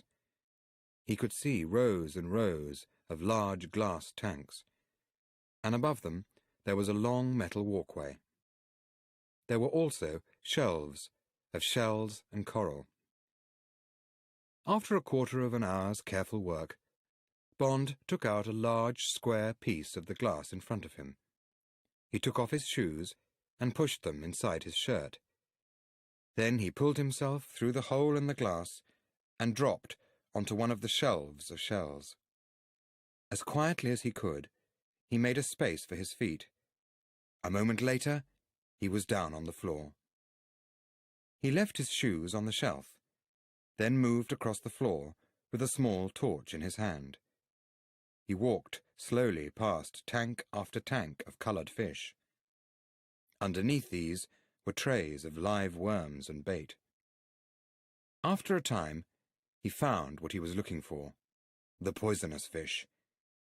Here the tanks were smaller, and there was only one fish in each tank. There must have been hundreds of these tanks. On the glass of each one was a sign saying, "Very dangerous," or "Don't touch." He chose a tank which had a scorpion fish in it. Bond knew these did not attack, but they were poisonous when touched. He took out a pocket knife and opened the longest blade. He pulled up his shirt sleeve and put his arm into the tank. He then pushed the knife blade quickly towards the centre of the fish's head. The knife went through it, and Bond carefully removed the fish from the tank. He dropped it onto the floor. Next, he put his hand into the sand at the bottom of the tank. His fingers touched rows of coins in a flat tray. He pulled out a coin and shone his torch on it. It was gold, and it was Spanish. Bond thought for a moment. There had to be 1,000 coins in that one tank, several $1,000s worth, guarded by one poisonous fish. The Secateur would carry about 100 tanks, well over $150,000 worth of gold on each journey. Trucks would come for the tanks, and in another place, the fish would be taken out and thrown back into the sea, or perhaps burnt. The water and sand would be taken out, and the gold coins washed and put into bags. Then the bags would go to Mr. Big's men to be sold. All very clever, thought Bond.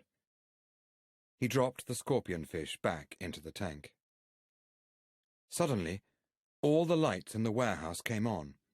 A voice said, "Don't move. Put your hands in the air." Bond turned and threw himself under the tank. The robber was about 20 yards away, pointing his rifle at him. There was a crack as the robber fired a shot, and the tank above Bond exploded like a bomb. Water poured down, but Bond had rolled into the next passageway. He quickly got up and ran. There was another shot, and a second tank exploded near him. He was now at the end of the warehouse where he had climbed in. The robber was at the other end, 50 yards away, and he was shooting under the tanks at Bond's legs. Bond fired 2 shots from his Beretta as he quickly crossed the central passageway. There was a crash of glass and water, a scream, and then the robber was shooting again. As Bond passed a row of much smaller tanks, he pushed one of them onto the floor. It left a space on the table. He ran to get his shoes, then quickly ran back and jumped up onto the table. There was a moment's silence as Bond hid on the table and put his shoes back on. Then the robber shouted, "Come out, or I'll bomb you out! Drop your gun on the floor and come down the central passageway with your hands up. I won't shoot. We'll have a little talk." "Okay," replied Bond after a moment. "I don't really have a choice." He dropped his Beretta on the floor. Then he took the gold coin from his pocket and held it tight in his injured left hand.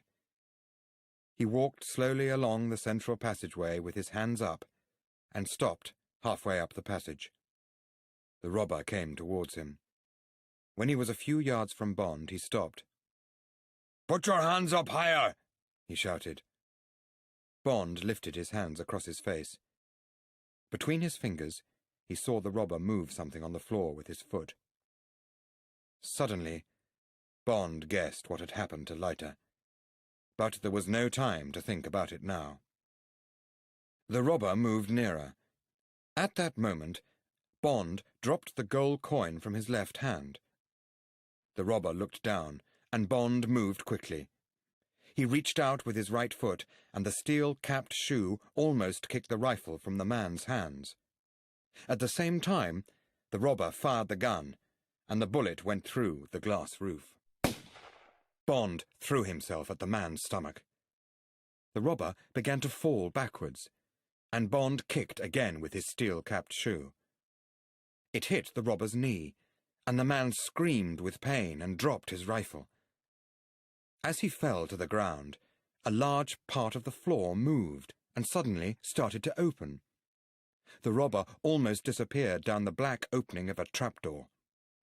He gave a scream of fear as his fingers caught the edge of the floor. Bond looked down. Behind the robber's terrified face, he could see nothing but blackness. But he heard the sound of water, and guessed that there was a way out to the sea, probably through narrow bars, and he could hear something moving down there. A hammerhead or a tiger shark? "Pull me out!" cried the robber. His eyes were wide with fear. "I'll tell you anything!" "What happened to Solitaire?" asked Bond coldly. "Mr. Big told me to arrange a kidnapping," said the robber. "2 men in Tampa, Butch and the Lifer. They'll be at the Oasis bar. Now will you pull me out?" "And the American, Leiter?" asked Bond. "What happened to him?" "He called me early this morning. Told me to come here because the warehouse was on fire. When I got here, he said he wanted to search the place. He had a gun. He just fell through the trapdoor. It was an accident. We pulled him out before he was killed. He'll be okay." Bond looked over at the fingers holding the edge of the floor. He knew that the robber must have got Leiter over the trapdoor, then opened it. He imagined the robber laughing at Felix's half-eaten body. Bond suddenly became very angry, and he kicked the man as hard as he could in the back, twice. The robber screamed as he fell.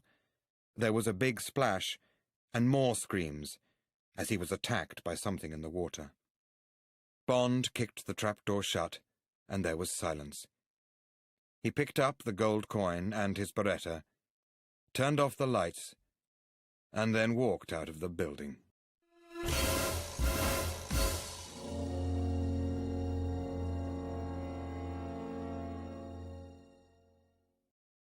Chapter 15. Jamaica. Bond drove towards Tampa and stopped at a bar for a drink. He used the washroom to clean himself. The bandages on his left hand were dirty, and his finger was very painful. He was very tired, but he got back into the car and drove towards the airport. He stopped at the first hotel that looked open and awake. It was 2 o'clock in the morning, and he went straight to bed. He woke up at midday and walked down the road to a cafe for a sandwich and a cup of coffee. Then he went back to his room and wrote a report for the FBI at Tampa. He said nothing in the report about the gold in the poisonous fish tanks.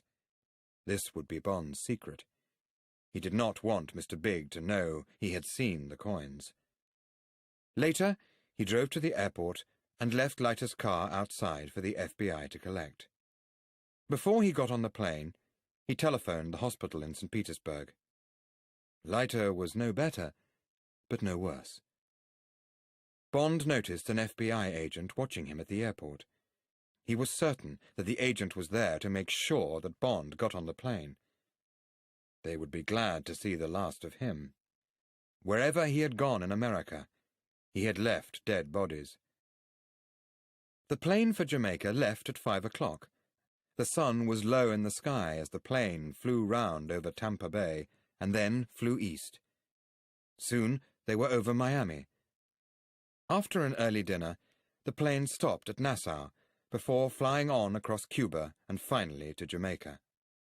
When Bond arrived at Palisados Airport, Strangways, the chief Secret Service agent for the Caribbean, was there to meet him. He was good-looking, 35 years old, and wore a black patch over one eye. It was nearly 11 o'clock, and the night was quiet and hot. The two men spoke very little until they were sitting outside Strangway's attractive White House. Then the Caribbean agent told Bond about the Jamaican part of the case. "There have always been stories about Bloody Morgan's treasure on the Isle of Surprise," he explained. "It's a small island in the centre of Shark Bay, where Morgan used to keep his ships. They say that when he left here for the last time, in 1683, he hid his treasure somewhere in Jamaica. When he died, the secret of the treasure's hiding place on the island died with him. For 200 years, treasure hunters found nothing. Then, 6 months ago, a New York company bought the island. And a few weeks later, the Secateur came into Shark Bay. The men on the boat started to cut steps into the rocks up to the top of the island. Then they built several simple, small buildings there. They said that they had come to collect shells and catch tropical fish for the Ouroboros Company. They bought large numbers of fish, shells, and coral from the Shark Bay fishermen. Then for a week there were explosions on the island, and the men on the boat told people that they were making a large fish tank in the ground. The Secateur visited every 2 weeks to collect the fish, shells, and coral. Fishermen were warned to stay away from the island. One fisherman swam across there at night, planning to search for the treasure. He didn't come back, and his body was never found. After that, nobody went near the island again. They were too frightened. It was about that time that I got interested," Strangways continued. "I sent a report to London, and they discovered that the island belonged to Mr. Big. This was about 3 months ago. I was told to find out what was really happening there. So I arranged for the island to be watched, day and night. Nothing suspicious happened. So I got 2 good swimmers to make an underwater visit to the island. They didn't return, and their bodies appeared in different parts of the bay the next day. Or what the sharks had left of the bodies. Terrible. You can imagine how I felt about it." "Where is the Secateur now?" asked Bond. "In Cuba," said Strangways. "It will be here in a week, the CIA tells me." "How many journeys has the boat made?" asked Bond. "About 20, said Strangways. Bond took a moment to think. So Mr. Big had already taken around £1 million in gold out of the island. "I've got you a house at Bow Desert. You can see the island from there," Strangways told Bond. "I've got you a car and a good man to work with you. His name's Quarrel, and he's the best fisherman and swimmer in the Caribbean. You should rest for a week, until the Secateur comes in. Then you're going to have to get onto the island. I'll be in Kingston, reporting to London and Washington. They'll want to know everything we do. Is there anything else I can do for you?" "Yes," said Bond. "I need a frogman's suit with a compressed air bottle, a good underwater harpoon gun, and an underwater torch. And all the information you can get me about sharks. Oh, yes, and a limpet mine."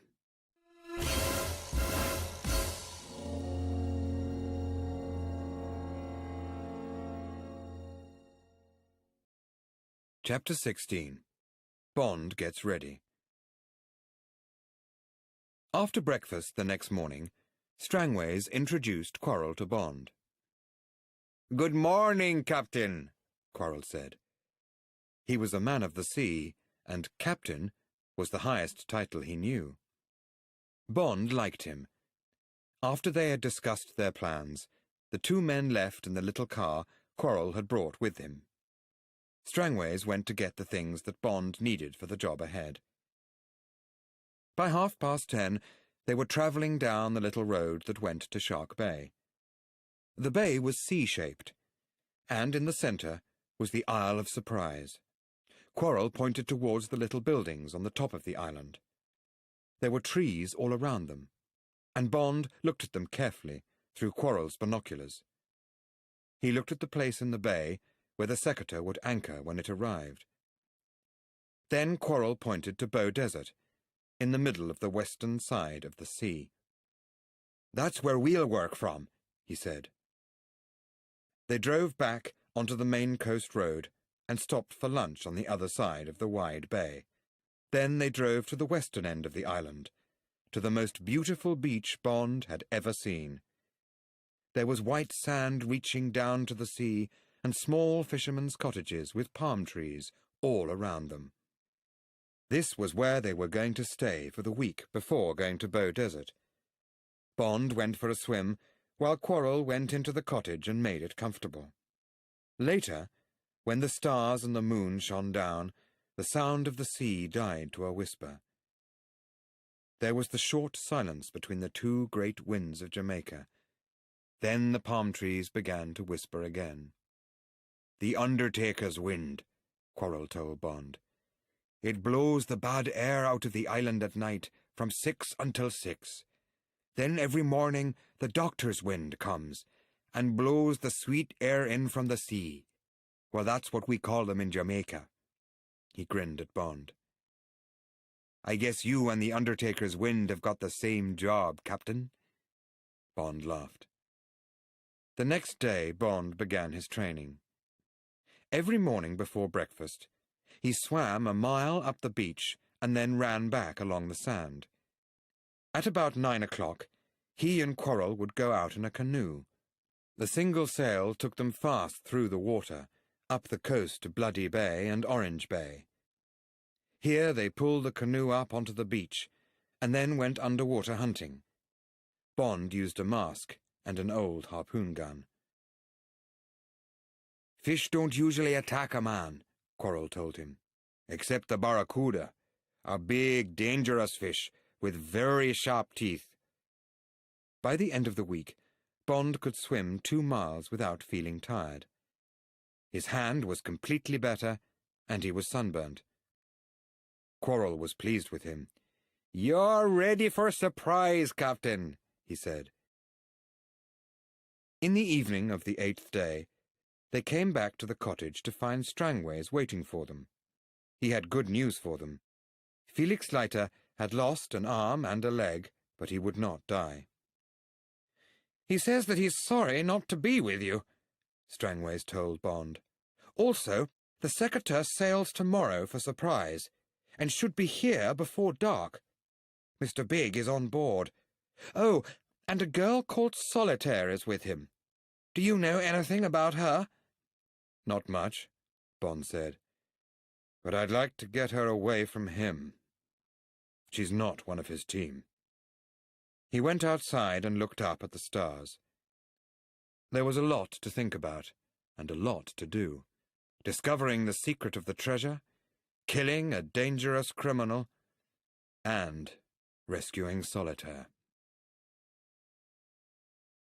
After dinner, Strangways gave Bond several books about sharks and dangerous fish, and then left the cottage. At 6 the next morning, Bond and Quarrel left for Bow Desert. They were there by 10:30. There was a path between the trees that went down to the little beach house. From inside the house, Bond looked across at the island. The top half was hidden by trees, but the cliff looked grey and dangerous in the half-shadow made by the hot sun. After lunch, Bond looked at the things that had come from London. Strangways had sent them on from Kingston. Bond put on the black frogman's suit. It fitted him perfectly. He checked the air bottle, the harpoon gun, dagger, and torch. Finally, there was the heavy limpet mine with some fuses. These were in a box with the word "Danger" printed on top of it. At 5 o'clock, Strangways arrived with news of the Secretary. "They've come through Port Maria, and will be here soon," he said. "Mr. Big has a passport in the name of Gallia. The girl's passport is in the name of Simone Luttrell. There are more than 100 empty fish tanks on board." "I'll go to the island tomorrow night," Bond told him. Quarrel came in from outside. "The Secretary is coming in through the coral reef now, Captain." They went a little nearer to the water's edge and looked at the boat through binoculars. It was a good-looking yacht, about 70 foot long, black and grey and built for speed. On the island, 3 men came running down the cliff steps to the jetty. They caught the ropes, which were thrown from the boat as it dropped its anchor into the deep water. Mr. Big stepped onto the jetty, then started to climb the steps. 2 men were carrying a stretcher, and they followed Mr. Big up the steps. There was a woman's body tied to the stretcher. Bond could see Solitaire's black hair through his binoculars. Then 12 men made a line up the steps and handed the empty fish tanks up one after another. Quarrel counted 120 tanks. After this, tanks half filled with water and sand were carefully passed down to the boat, one every 5 minutes. "They're putting things on the boat already," Strangways said. "That's unusual. Maybe they're all leaving the island in the morning. This could be the last trip." Bond and Strangways walked back up through the trees, leaving Quarrel to watch the yacht.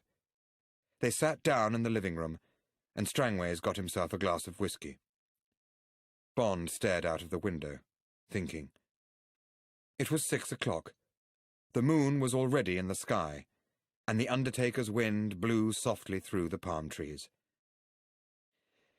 He had travelled 2,000 miles for this, but suddenly he hated and feared the sea, and everything in it. And in a few hours he would walk alone under that black sheet of water. Quarrel came in soon after. "They're working with lights now, Captain," he said. "A tank every 5 minutes. I guess that'll be 10 hours' work. They'll finish at about 4 in the morning, but won't sail before 6. It would be too dangerous to leave earlier. It needs to be light for them to find their way through the coral reef." "I'll start at 10 o'clock tonight," said Bond. "I'll go from the rocks at the left of the beach. Can you get us some dinner and then get the things I need out onto the beach?" Quarrel left the room, and Bond turned to Strangways. "Now, tell me what they usually do when they're ready to sail," he said. "How long does it take them to get away from the island? If it's the last trip, they'll leave with extra men." Listening carefully to Strangways, Bond suddenly felt strong again, and his fear disappeared. They talked for the next 3 hours. At 10 o'clock, Bond was on the beach and dressed in his black frogman suit. Quarrel and Strangways watched him go slowly into the sea and vanish under the water. "Go safely," said Quarrel quietly. Then he and Strangways moved back through the bright moonlight and the shadows to the house to wait for Bond's return.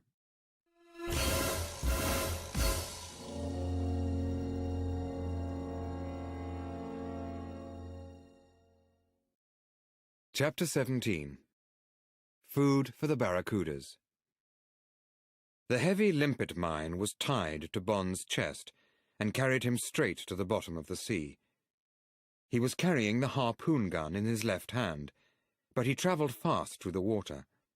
He was warm in the frogman suit, and breathed easily with the help of the compressed air. It took him 15 minutes to swim through 50 yards of the dangerously sharp coral reef, which was full of all sorts of sea life. He stopped and rested for a short time at the edge of the reef. Suddenly, he felt something moving tightly around both of his legs. It was an octopus. Bond tried to swim away, but the octopus was stronger than he had expected. In a moment, he would be pulled down flat onto his face. Then it might be impossible to fight the octopus with the heavy mine on his chest and the air bottle on his back. Bond quickly pulled the dagger from his belt and tried to attack the octopus between his legs. But then he was turned over onto his back and was lying on the sand. At that moment, he remembered the harpoon gun and reached for it. He pulled the trigger. Immediately, a thick black cloud came from the octopus's body. One of Bond's legs came free, and then the other. He pulled hard on the harpoon line, and another black cloud poured towards him. The harpoon was free. Bond was breathing heavily. Above him, a stream of air bubbles went up to the surface of the water.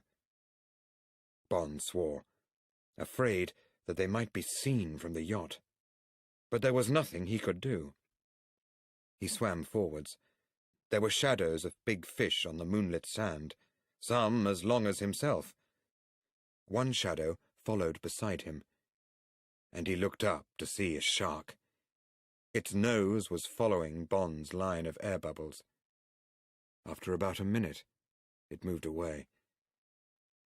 Then there were large barracudas moving above him and looking down out of their angry eyes. They were interested in him and his bubbles, and followed him silently. There were about 20 of them by the time Bond was near the island. Suddenly, Bond could see the bottom of the secateurs above him. He looked at his watch. It was 3 minutes past 11 o'clock. He took a 7-hour fuse from his side pocket and pushed it into the limpet mine. The rest of the fuses he buried in the sand. He did not want them to be found if he was caught. After this, he swam up, carrying the mine between his hands. He fixed it as carefully as he could to the bottom of the secateur and turned to swim towards some rocks. Then he saw what was happening behind him. The barracudas seemed to be going crazy. They were swimming round in circles like mad dogs, and 3 sharks were moving quickly between them in the water. Bond was hit in the face and knocked again and again. At any moment, his rubber suit would be torn, and his skin broken and bleeding. Then the barracudas would smell the blood and be attacking him in seconds. He swam fast along the bottom of the boat, with his harpoon gun ready. Suddenly, the sea above him turned red. Pieces of something floated down towards him. He caught a piece and looked at it. Up above, someone was throwing dead fish and pouring blood into the water. Now Bond understood why there were so many barracudas and sharks around the island. Mr. Big was feeding them. They were his protection against people who wanted to have a look around, 3 of whom had already been half-eaten by the fish. Something hit Bond hard on his left shoulder, and a large barracuda swam away with a piece of black rubber in its mouth. Bond felt no pain as he swam wildly towards the rocks, but blood was coming from his shoulder, and water was starting to come in between the rubber frogman's suit and his skin. He was just about to swim up to the water's surface when he saw a wide hole in the rocks in front of him. A large rock lay on its side next to it, and Bond swam behind the rock. He turned in time to see the barracuda coming towards him again. He fired the harpoon gun and hit the fish in the center of its open mouth. The fish stopped and tried to close its mouth. Then it swam away, taking the gun, the line, and harpoon with it. Now Bond saw the cave that the large rock had been hiding. He swam through the opening for several yards, then stood up on soft sand. He shone his torch on the sides and ceiling of the cave. He guessed that it had been dug outwards from somewhere in the centre of the island, probably by Bloody Morgan's men. The big rock had been there to cover the entrance. The Shark Bay fishermen, who had disappeared 6 months ago, must have found it. Perhaps a bad storm had moved it. Then the fishermen had found the treasure and had gone to Mr. Big for help selling it. That had been a big mistake. Bond guessed that the fishermen had been killed and thrown into the Harlem River. Bond guessed that his air bubbles had been seen, but he had to go on.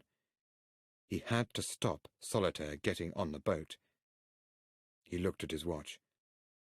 1/2 an hour after midnight. He felt the Beretta under his rubber suit. Had it been damaged by water?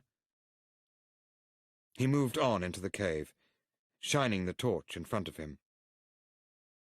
After about 10 yards, there was a small light in the water ahead of him. He switched off the torch and moved towards it. There was a wide, shining pool beyond the end of the cave. Its white, sandy bottom was as bright as day. Bond stopped near the edge of the pool, in the shadows. He tried to think. Suddenly, he saw a thin stream of his blood moving into the pool from his shoulder. He had forgotten the injury from the barracuda, but now it began to hurt. Suddenly, there was a big splash from the pool, and 2 men were swimming towards him with knives in their hands. Before Bond could reach his own knife, they had pulled him up to the surface of the pool and out onto flat sand. His rubber suit was pulled off him, leaving him in swimming shorts. Bond looked up and saw Mr. Big sitting behind a small table. He had a pen in one hand, and there were papers on the table. He looked calm and bored. "Good morning, Mr. Bond," he said. "You took a long time coming. We saw your air bubbles some time ago." Bond was in a cave as big as a church. The pool covered half the floor. Then there was the narrow bit of sand he was standing on, and the rest of the floor was smooth, flat rock. Some steps went up behind Mr. Big, and there were bright lights on the walls.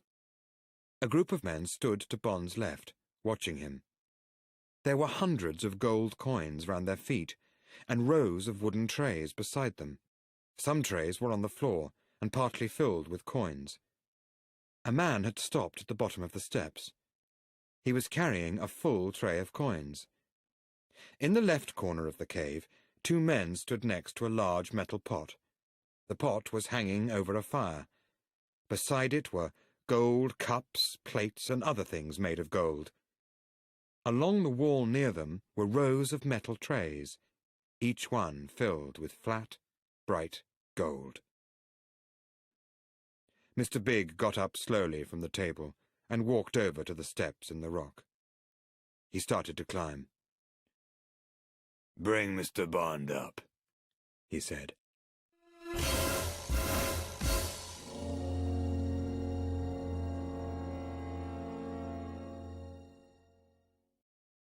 Chapter 18. Death at Sea. They climbed up the steps, past an open door near the ceiling. Mr. Big stopped to rest for a moment. Then up they went again. Bond counted more than 80 steps before they reached the top, where there was a metal door. Mr. Big unlocked the door and opened it, and Bond and his guard followed him through into a long, narrow room. There were metal shackles low down in the walls. A light hung down from the roof at the far end. There was someone lying under it, under a blanket. "Solitaire," said Mr. Big softly. Bond started to move forward, but the guard moved quickly and stopped him. Then Mr. Big turned round. He had a small gun in his hand. He pointed it at Bond. "You can let him go," Mr. Big told Bond's guard. Bond went past Mr. Big. Solitaire was on her feet and moving towards him. She saw his face and began to run. "James!" she cried. "James!" They held each other. "Get me some rope," said Mr. Big. "It's all right, Solitaire," said Bond. But he knew that everything was not all right. "I'm here now." Solitaire was very pale, and there were black circles under her eyes. She wore a dirty white suit and looked thin. She saw the blood on his shoulder and down his arm. "Oh, my darling, what is it?" she said, and started to cry.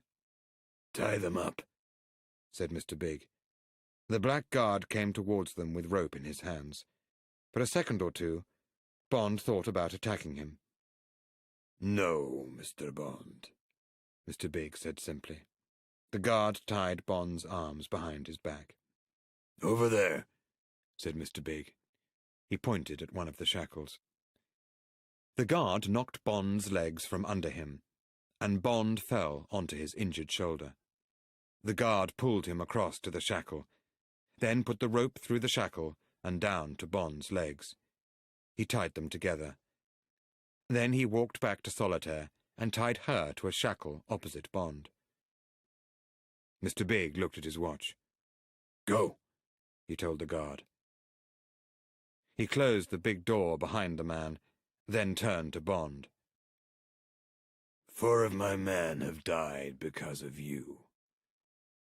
My people are beginning to question my power, so something must be done. What happened to the American was not enough, so you and the girl can die together." He looked at his watch again. "In 2.5 hours, at 6 o'clock, you will be tied together.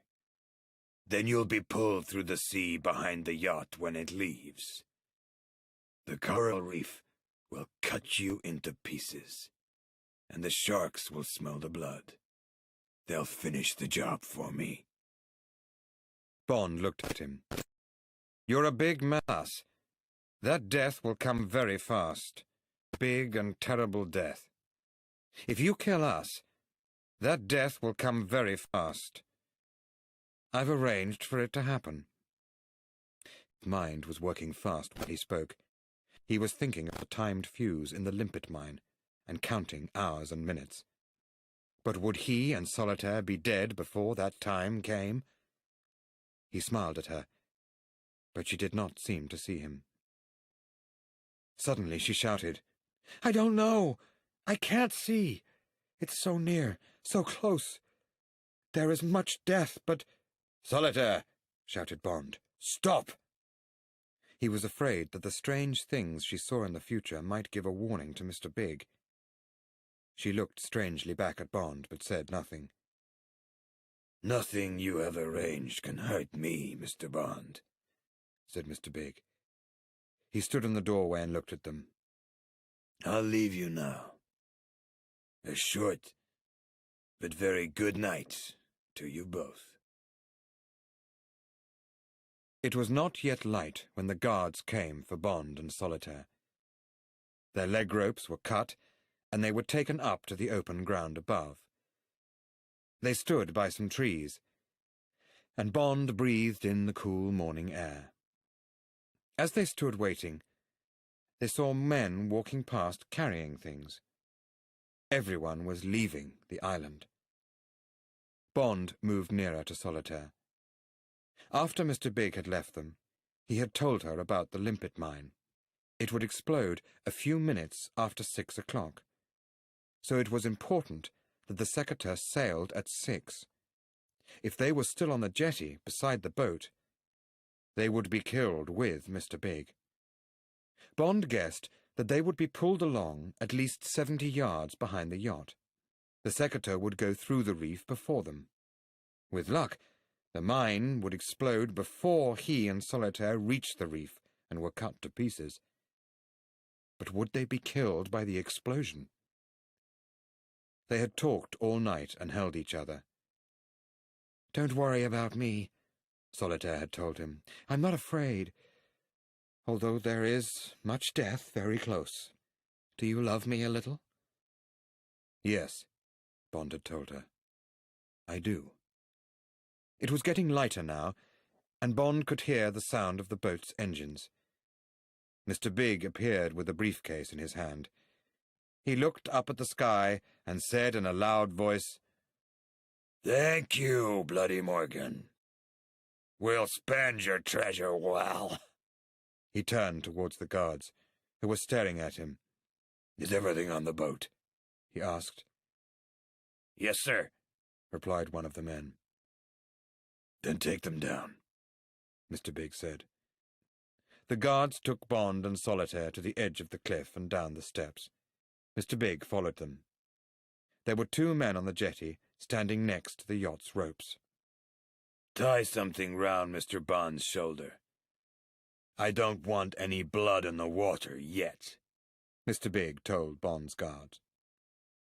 One of the guards cut some of Solitaire's skirt off and used it for Bond's shoulder.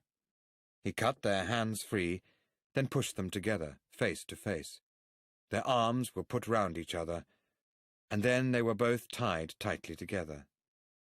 One end of some of the rope on the jetty was tied to the back of the secateurs. The other end was tied to Solitaire and Bond. For a moment, Bond could see Mr. Big's watch. It was 5 minutes to 6. Mr. Big looked at them. "Their legs can stay free," he said, and he stepped onto the yacht. He went to the back of the boat and sat where he would be able to see Bond and Solitaire. The 2 guards went on board. The 2 men on the jetty untied the yacht's ropes and followed. Moments later, the secateur moved away from the island. "Look out!" said Bond, as he saw the rope disappearing fast into the water. Bond and Solitaire were suddenly pulled off the jetty and into the sea.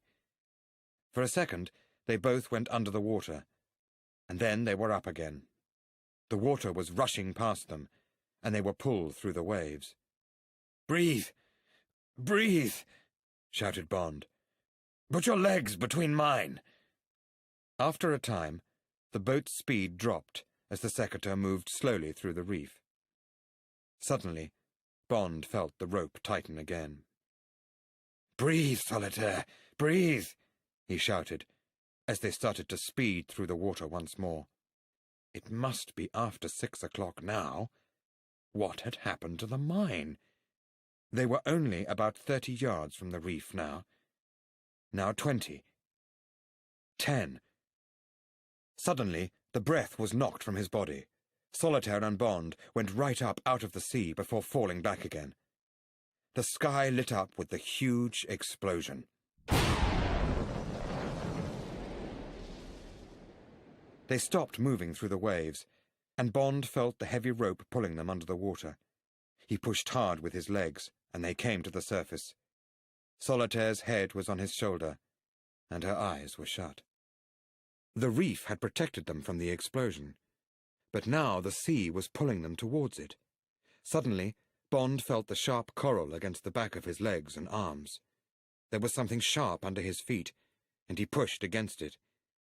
His feet were on the coral, and then he felt the pain of a rock pushing into his back. He rested for a minute. Solitaire was breathing thinly. There was blood in the water around him, but he guessed that the big fish would not come into the sharp reef. He looked out to sea. The secateur was gone, and a great cloud of smoke was blowing towards the land. There were pieces of the boat all over the water. He saw dead fish and parts of men's bodies. Bond saw the head of a huge fish come out of the water. It dived down onto something. There was a long and terrible scream. Then 2 black arms suddenly went up into the air and disappeared again. 2 men started to swim towards the reef. One stopped, his hands splashing the water wildly before they disappeared under the surface. He began to scream as he was attacked under the water. The other man was getting nearer to Bond and Solitaire. Bond saw a large head with blood pouring down over its face. It was Mr. Big. His eyes were wide open and staring madly as he swam towards Bond. Suddenly, he gave a scream of pain, and his head went under the water and came up again. There was a cloud of dark blood in the sea around him. 2 large black shadows moved out of the cloud, then raced back again. Half of Mr. Big's left arm came out of the water. It had no hand on it, but the great head was still alive and screaming. The head went under once more. When it came to the surface again, its mouth was closed. The yellow eyes still seemed to look at Bond, but they were dead eyes. Then the shark's head came up, and its open mouth came down on the head. There was a horrible crunch. Then both head and shark went under the water for the last time. There was silence. Bond went on staring at the blood-red water for several seconds. Then Solitaire made a small noise, and there was a shout from behind him. Bond turned and saw canoes coming towards him, and Quarrel was in the front canoe, yards ahead of the rest. For the first time since his childhood, Bond felt tears come into his blue-grey eyes. They were tears of happiness and relief. He looked across at the soft green hills of Jamaica. A fresh, northeasterly wind had started to blow, and the sun was beginning to shine down on the water. Life was suddenly very good.